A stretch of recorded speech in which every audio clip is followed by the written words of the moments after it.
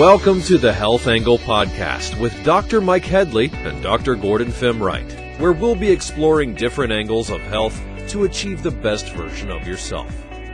Now here's your hosts, Dr. Mike and Dr. Gordon. Welcome everybody. I'm Dr. Mike Headlee. With me is Dr. Gordon Fimreite. Welcome, Dr. Gordy. Hey, Dr. Mike, and welcome everybody. Welcome to the Health Angle Podcast. Today's subject is the truth about artificial sweeteners, what you need to know, and healthy alternatives. So this will be a fun subject to dive in because in life, you can't help but not to avoid sweets. It's hard to avoid sweets, but also it's hard to avoid artificial sweeteners, which are showing up everywhere. You know, this has been on my radar for a long time.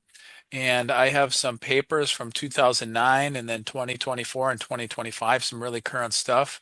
And Dr. Gordy, there's a few of the topics that we talk about that there is zero health benefits, you know, the vapings of the world and some of that other stuff. And this fits that category too. I'm trying to find something in the literature that shows a benefit. That like, okay, I see why these people are drinking this and adding it to this and this and this. I can't find any positive why it should be banned from planet Earth, quite frankly. And I guess I'm kind of fortunate that I don't like the taste. I've tasted it before. I've had chewing gum with aspartame and other things. Fortunately, I don't like the taste, but I'm scared of it getting lodged in my DNA where I can't detox it and get rid of it. And I'm excited to really give people education as motivation to finally get rid of artificial sweeteners in their life. And so how about you? What's been on your radar over the years with artificial stuff? Well, it's interesting. Well, first of all, I just want to let the audience, we're going to be talking about aspartame, which also is known as equal, sucralose, which is also known as Splenda, saccharin, which is also known as sweet and low. And you see these at the tables if you go to a restaurant or a coffee shop. They'll always have Splenda, equal, and sweet and low. And then there's also acesulfame, potassium, also known as acetate. And then you got neotame, and then you have adventum. So these are kind of the more popular artificial sweeteners. So they're kind of everywhere. You know, Mike, we could stop this podcast right now if we could get across that, hey, probably the best thing to do is just avoid all sugars. You're going to get your sugars through different types of fruits and indirectly anyway. But I know sweet gives you that spice, that emotional feeling, the fulfillment. I get it. I totally get it. It's interesting. When I made my move, particularly the last 3 months, I made it a concerted effort to stop eating all sugars. So all my diet would be based around natural foods, no white sugars, no caffeine, no alcohol. I just cut all that stuff out. And I did it for like 3 months. I finally went and had an ice cream cone and I was like, oh my gosh, this is so sweet. My body was almost repelling it. And I wouldn't mind an ice cream cone. It's a treat. It's okay once in a while. I went right back to stopping and avoiding as much as I could. Now you're going to get it in sauces and different types of breads if you go out to eat, etc. I get it. I guess the bottom line is we're going to go over what you should and shouldn't do and what to avoid and maybe some other alternatives. But if there's one app that I would recommend for everybody, it's called Yuka. It's one of the most popular apps to check out products, to see what's in them. It'll just break down to see what kind of sugars are in it or just kind of the bad ingredients. And it'll just point all that out. And even like if you're using toothpaste, those types of products as well will tell you what's good or not bad. But here's something I want to talk about real quick. So artificial sweeteners. Basically what it does, it can increase craving effects. That's the thing that you don't want. But artificial sweeteners can actually cause the very thing that you don't want. So what do I mean? Increase craving effects. So artificial sweeteners basically trick your brain into expecting sugar. And that releases dopamine, which is the feel-good neurotransmitter in your body. You think that you're going to have real sugar and energy, that it's coming, the brain does. And your brain is like let down because there's no calorie there. There's no payoff. This basically contributes to an increase of craving for even more sweets. So it's kind of a contradiction. Now, this will lead to number two, which is the insulin effect. Some people who are insulin sensitive or pre-diabetic or maybe even diabetic themselves want to avoid sugars. So you have like insulin effect where your brain and your body taste sweetness, even if there's no sugar there, which some of this artificial kind of mimics, like nothing really there. And all of a sudden the body like initiates an insulin release. And they call it the spike because usually if you eat sugar, boom, your insulin goes way up. And then that insulin has to like get rid of all the sugar in your bloodstream to get it into the cells so your body can metabolize it. Your pancreas is just constantly being stressed with this insulin release, this hormone. And over time, that can really lead to diabetes. So, I hope when we're done here today, Mike, that people get something out of it, that maybe it's a good idea to really take a really critical look at these artificial sweeteners, maybe switch to some natural alternatives, or my preference is just cut it out for 2-3 weeks. You might be surprised you can live very healthily without it and feel great as a result. I agree, Dr. Gordy, 100%. Sometimes you have to go cold turkey. Sometimes you can whittle it down. If you got a 12-pack of Diet Coke still sitting in your pantry and you don't want to throw it out or give it to someone else because it's poison, maybe you have one a day for 12 days and then just get rid of it. Or maybe you just have a couple sips of it and then dump it out. But why do people usually go for that? The doctors recommend it. Number one, their nutritionists recommend it. They're pre-diabetic or they're diabetic or they want to lose weight or get fit or they're paranoid of all the news of the sugar crave that, is the worst thing in the world. But what I liked about your ice cream cone, let's just assume it was organic or healthy or just say it was pure sugar. Well, you can go for a walk and go play volleyball on the beach or go to the gym and you can burn that off actually. But with the artificial sweeteners, they get in your DNA and I'm going to talk just a little bit about some of the chemicals that it turns into that is really, really poison. Getting back to the insulin spike, aspartame triggers an unnatural insulin spike by stimulating the vagus nerve, leading to metabolic dysfunction, but it also increases your fat storage. Why would you want that if you're diabetic or pre-diabetic or want to lose weight? And the research shows that aspartame-driven insulin surges fuel chronic inflammation. And we talk about inflammation about every other week, in our blood vessels, accelerating the progression of atherosclerosis and heart disease. That's still the number one killer. Come on, Gordy. We do not want inflammation of our arteries and leading us to heart issues. Artificial sweeteners alter our gut bacteria homeostasis. We talk about gut health a lot as well, and increases our glucose intolerance that makes blood sugar regulation more difficult over time. Cutting out aspartame and other artificial sweeteners is the first step to restore insulin sensitivity, and it protects our cardiovascular health.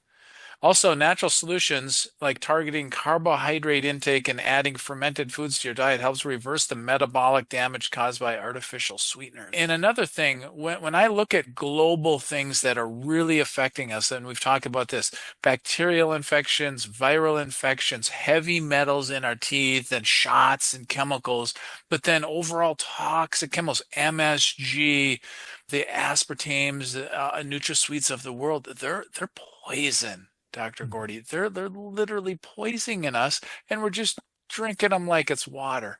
This is a serious subject that I don't think very many people are taking serious. Yeah, I couldn't agree more. And it's everywhere too. And they can get away with putting it in just about everything because it's FDA approved. But if you look at the WHO, the World Health Organization, they say that there's really no long-term health effects. So, who do you believe? And then when you get right down to it, the FDA, we've kind of seen how they work. It seems like there's a lot of money play. If there's people approving something, approving for consumer use, why are they on the boards of these companies that really would benefit financially? So there's a lot of questions about why. Yeah, aspartame is 200 times sweeter than sugar. has been linked to numerous health problems, including cancer, cardiovascular disease, Alzheimer's, seizures, and weight gain. Wow. Sounds like a commercial on TV. Ask your doctor about this, but it's going to have 18 other things that will wreck your health. So the methanol in aspartame breaks down into formaldehyde in the Um, body, a known carcinogen. That's a toxic hazard. Multiple studies have associated aspartame consumption with increased cancer risk. We talked about the heart issues, the cancer, the Alzheimer's, diabetes risk. Those are the big four, Gordy. I mean, this mhm. has to be banned. Aspartame can cause excitotoxicity in the brain, leading to neural damage. It's been linked to behavioral and cognitive issues, headaches, anxiety, depression, and increased dementia risk. You tell people how to help anxiety and depression through eating well and moving well and thinking well. This is just a no-brainer. We have Yeah. to do some interventions with people if they refuse to get off this stuff. From a practical purpose, I want to list some foods that people should be aware of as they're eating them. Like, for example, bread and tortillas. The key word here is if it says low calorie or high fiber breads, usually they're using sucralose or aspartame. Cereals and granola, again, the key words here are if it says light or high protein cereals. Look for acetate or sucralose. And again, like flavored water, this is everywhere. Electrolyte drinks. People are thinking that I'm going to be healthy by drinking these flavored waters and these electrolyte drinks. Well, brands like Vitamin Water Zero, Propel, or even Gatorade Zero, they're loaded with acetate and sucralose. So you really got to look at your labels. Again, get that app out, Yuka. I think it'd be very helpful. And then all these bottles that say essential flavors and sweeteners, again, those are just keywords to look for. And then condiment and sauces, everything from ketchup to barbecue sauces, salad dressing, teriyaki sauce. Keywords here, any of these products are sugar-free or reduced sugar. You really got to take a critical look. More than likely, they're going to be aspartame or sucralose. So keep your eyes open. Juice drinks and cocktails. Keyword is light or reduced sugar. Again, all these artificial sweeteners. Toothpaste and mouthwash also has saccharin and sorbitol and other artificial sweeteners. Medication and supplements. They make those chewy supplements that are supposed to be really good for kids, but they're putting artificial sweeteners in them to make them more, tasty, friendly for children. And you look at liquid medication as well, over the counters, they're using artificial sweeteners to make them more palpable. So unfortunately, and then coffee creamers. Keywords, sugar-free, low-calorie versions, they're packed with artificial sweeteners. Then if you go to a restaurant or a fast food, those iced tea or drinks, especially if they say unsweetened or zero sugar, again, they can be loaded with these artificial chemicals or these artificial sweeteners. So what's your thought on that, Dr. Mike? Yeah, you have to be a detective. Loved your advice with the Yuka app. And people that use it tell me they love it. And if you scanned a granola bar, a protein bar, something like that, it's like, too much sugar, or it has aspartame or something in it. But it also gives you recommendations that are approved. And I love that feature. I was scanning stuff like that and I didn't, and you told me you found a mouthwash you like on there or something. And I go, I really, really like the alternative recommendations, and it's just really, really good. I don't know about you, Yeah. Dr. Gordy, but I get patients that ask me that this one lady brought in a packet of sugar substitute. Well, have you ever heard of this sugar? This just came out. It's supposed to be way better than sugar and aspartame. And it was like, I don't study all of that stuff because it it's still a trap. I believe it's the mindset. Meaning, oh, this isn't poison like aspartame and Nutriseed and all those other ones, but it's still giving me the sugary flavor in my coffee or in my tea, so it's training the brain and the body that I need sweets with my drinks and my foods and everything like that. So I don't study every new sugar alcohol and or sugar substitute out there because, like you said in the very beginning, just get off it. Your body will thrive. Have a really good apple. Have a really good bowl of fruit or something like that, and have a small ice cream cone once in a while, and then go for a walk and burn it off or something.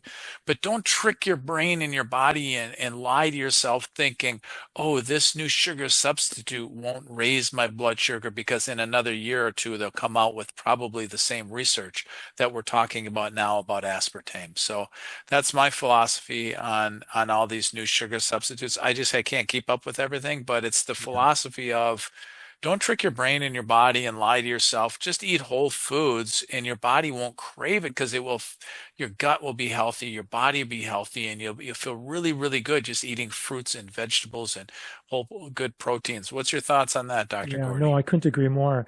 And then, but I have these smoothie in the morning. Every morning I'll have a smoothie and I'll put all the greens in it and the healthy proteins and good healthy fruits. And I feel like I'm drinking a fruit drink in ways, but it's no way.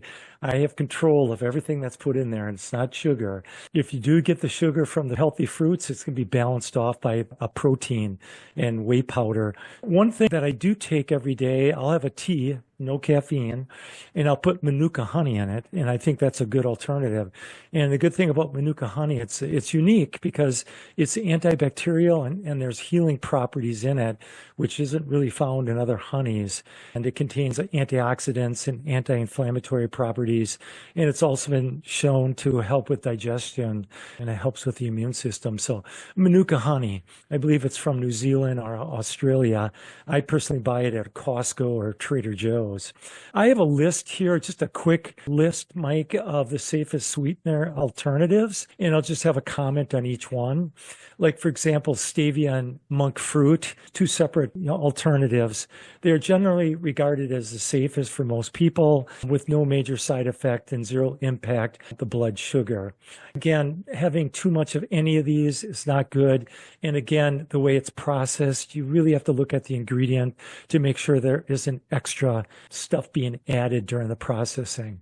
Erythritol and allulose, these are also two different options. Another alternative. There's minimal calorie impact, no blood sugar impact, or spikes, I should say, though some may experience digestion problems or may disrupt the digestion with either one of those.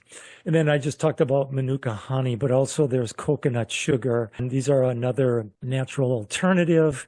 Coconut sugar, I wasn't really familiar with that, but it has a lower glycemic index compared to table sugar. Again, you still have to use these in moderation. And then there's Cown. It's a syrup, and it contains prebiotic fibers that support gut health. And it does have a low glycemic index, making it safe for even diabetes. But then again, you have to look how it's processed, where it's coming from. It's supposed to be rich in antioxidants as well. And then, of course, agave. Negative thing about agave, even though it is in the health circles as being healthy, it's still a high fructose. So that's just something to be very conscious of. Back to you, Mike. Yeah, I agree. Thank you for that. There is a lot of alternatives, and I think they make a few sodas, pops out there with some stevia instead of the high fructose. And you want to have that once in a while. Okay, they make gum with xylitol, and stevia and different things instead of the aspartames of the world. A teaspoon manuka, I love manuka, but a teaspoon of regular honey or maple syrup, 5 grams of sugar, not a ton. If you want to put that in some tea or honey and some tea or something like that. So I mean, don't just be super, super critical of small amounts of sugar, because our brain needs it. Our body can burn it off, and it's really, really good. I'll take a teaspoon of any kind of honey that is local, specifically Manuka honey, versus any other chemical toxin any day of the week. And yeah, I think that's really, really, really cool, that there's always choices, right? We almost have if we vilify something, we almost always, I think 100% of the time, we give choices, don't we? This food isn't good, but you always are really good at giving choices and alternatives to really just say no to this, but add this. So it's not really a massive sacrifice because you're still satisfying needs and filling voids, and Yeah. it's just not all deprivation. So I Yeah. love I love your alternatives. Yeah, my comment, and I guess my last point here is I challenge our audience to try to go without sugar. And if you're exercising, yeah, sure, you have your sugar, have your treats, not, moderation, do it within the limits of your comfort level. But if you're exercising, you're going to burn and have a better metabolism, and you're going to decrease your chances of diabetes and other negative effects. If you're eating generally healthy foods, hey, everybody deserves a little break and having that ice cream or that snack or whatever you're going to do. But I think it's a good challenge. Try to go without sugar. You'd be surprised after a couple of weeks, after a week or 2 weeks, your body doesn't really crave it anymore. And you start seeing the effects on you physically. I mean, my body fat is very low. I feel extremely healthy. It hasn't affected my strength at all. I'm still going to the gym, working out, getting a full exercise in, just feeling fantastic. I almost do not want to go back to eating sugar, although I know I'm getting it indirectly through the different, if you go out to eat, for example, you might have it in a sauce, et cetera, et cetera. So inevitably, there's things that you really just can't control. But if you just do your conscious effort to just eliminate it, you might be pleasantly surprised the effects after a week or two on how you feel and how you approach the sugar thing. So that's my challenge to our Yeah, audience. very good challenge, Gordy. And it's Lent, it's Easter coming up soon, and I didn't have any chocolates or really don't think I had a lot of sweets during Lent, and I'm going to keep that up throughout the summer. And I feel like I talked to two men, particularly this week already, that they gave up sugar. And I know women a lot of times get mad at this. They gave up sugar, in 3 months they lost down 50 pounds. It seems like guys can do that a little bit easier. But part of their strategy is they eat dinner and then they kind of crave a sweet because they used to, or grab the bowl of ice cream and the candy bar or whatever, but then they go for a walk right away afterwards. They didn't really go to the gym and really work out for an hour, but they just went for a nice walk. And their hunger pains kind of like, oh gosh, they come back and they feel so good. They're full from their nice meal, but they didn't crave the sugar and they got over it instead of just sitting there watching TV and all the commercials that kind of trigger our brain to go to the fridge and go to the store and go to Dairy Queen and oh my God, Culver's and oh, they got all these shakes and malts and all this stuff. So maybe just get outside since it is springtime heading into summer and go on a bike ride and a walk and just do some fitness and gardening and be outside and it will help you get through those sugar cravings and reaching for the fridge and the dessert in the cabinets. So I have Yeah. one other thing I would like to share, Dr. I was going Gordy, to but share go one ahead. thing quickly, Yeah, go Mike, ahead. and then we'll let you finish it out. I was just thinking about, like, people say, well, what if you feel like you want a sweet break? You know what I do is I get rice milk. I pour some blueberries, natural organic blueberries in it. And then I put some organic protein mix in that. I don't go over, I don't grab a huge bowl, just a nice comfortable one. And I get still the same effect as if I was having a tasty treat, but extremely healthy for you. So, I mean, there's alternatives too. If you be creative and you do have that sugar fix, yeah, you can do things like that. Really simple things that make a difference. I love that idea. It's filling, it's satisfying. You don't have to go to bed deprived and saying, use willpower. Because sometimes, let's face it, we're tired and our willpower is wiped out for the day. So great, great idea. My last thing I wanted to read is from 2009. This has been on the radar for so long. Manufacturers of artificial sweeteners claim that their products are safe. Okay, these are actually linked to many side effects. Aspartame goes by the brand names NutraSweet and Equal and is 180 to 200 times as sweet as sugar, like I mentioned earlier. So at the end of 2008, which is a while ago now, aspartame was found in over 6,000 products. The approval process for aspartame was said to have been riddled with scandal, bribes, and other shady dealings with the pharmaceutical industry. Large American corporations and the FDA. Initially, the FDA strongly denied the approval of aspartame products due to political ties and regulatory tricks, aspartame was finally approved in 1983. Less than 1 year after it was approved, the FDA recorded over 600 consumer complaints, including headaches, dizziness, and other health-related reactions. Other problems linked to aspartame include weight gain. Well, that's why a lot of people are drinking diet soda, so they don't gain weight. Vision problems, depression, mood changes, brain cancer, heart issues, like I mentioned earlier. And so, yeah, there is some funny business that happened way back to get it approved. And I don't have the actual research in front of me, but I've read that it was a fertilizer and it didn't kill plants and work as a fertilizer. And someone said, wow, this is sweet. This is way sweeter than sugar. So let's put it into beverages and other foods instead of sugar. And then it just blew up like that and it got approved. Just like anything, it's making so much money they can't take it off the shelves. And it's just almost pure evil. And so as I close out, I want to say, what's your number one takeaway that you can share with a family member over the Easter holiday and say, hey, are you having any products with aspartame? Are you using the Yuka app yet? What can we do to support each other, challenge each other like Dr. Gordy did to get off sugar? What can we do to challenge ourselves to never buy Diet Coke again? The lastly is, what's your number one action step that you can take today? What are you going to do, and how are you going to take some action based on what we talked about? Because this is pretty serious.